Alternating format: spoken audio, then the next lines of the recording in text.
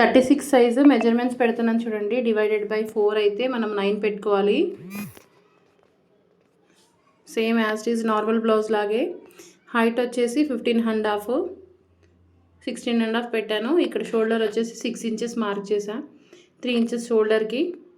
చంక డౌన్ కూడా 6 ఇంచెస్ పెట్టేశాను. ఈ టోటల్ 10 ఇంచెస్ కదా, ఇక్కడ 11 ఇంచెస్ పెట్టుకోవాలి. మనం చెస్ట్ దగ్గర 1 ఇంచ్ యాడ్ చేసుకుంటాం కాబట్టి చంక 1.5 ఈ లైన్ ఆ లైన్ కలిపేసుకోవాలి. నెక్ డీప్ వచ్చేసి బ్యాక్ నెక్ 11 ఇంచెస్ ఉంది.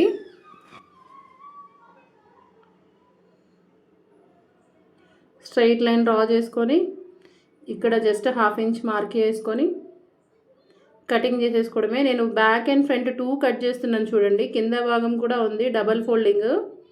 నేను అందుకే నెక్స్ట్ సపరేట్గా కట్ చేస్తా. బట్ బాడీ అంతా సేమ్ వస్తుంది. ఇక్కడ ఖర్చుకి నేను 1.5 ఎక్స్ట్రా తీసుకుంటున్నా చూడండి, ఫ్రంట్ కోసం పనికి వస్తుందని. పైన భాగం మాత్రమే తీసేసి ఇక్కడ నెక్ రౌండ్ కట్ చేశాను. ఇక్కడ బ్యాక్కి మనకు అవసరం లేదు ఎక్స్ట్రా, సో ఫ్రంట్ అది మార్క్ చేస్తున్నాను చూడండి. ఇది మెయిన్ థింగ్. నెక్ డీప్ వచ్చేసి 7 ఇంచెస్ ఉంది. సేమ్ 3 ఇంచెస్ కింద పెట్టుకొని బాక్స్ షేప్ డ్రా చేసుకొని 1/2 ఇంచ్ మార్క్ చేసుకొని దాన్ని రౌండ్ అప్ చేసుకోవడమే.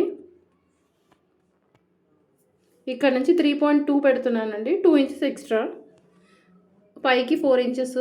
ఆ చంక రౌండ్ దగ్గరికి మనం కర్వ్ డ్రా చేసుకొని ఇక్కడ ఒక ట్రయాంగిల్ షేప్ లాగా డ్రా చేసుకొని ఆ కర్వ్కి కటింగ్ చేసేసుకోవాలి. అక్కడ కట్స్ కంపల్సరీ పెట్టుకోవాలండి. జాయింట్ చేసేటప్పుడు చాలా కన్ఫ్యూజ్ అవుతారు. సో నెక్ కటింగ్ కూడా చేసేస్తున్నాను చూడండి. ఇంతే అండి ప్రిన్స్ కట్ ఈజీగా.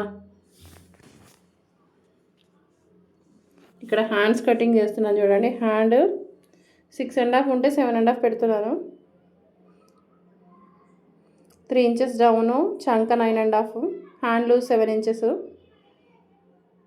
హ్యాండ్ షేప్ డ్రా చేసుకొని ఇక్కడ కొంచెం షోల్డర్ పఫ్ పెట్టాలని షోల్డర్ పఫ్ కోసం 3 ఇంచెస్ పైకి మార్క్ చేసుకున్నాను.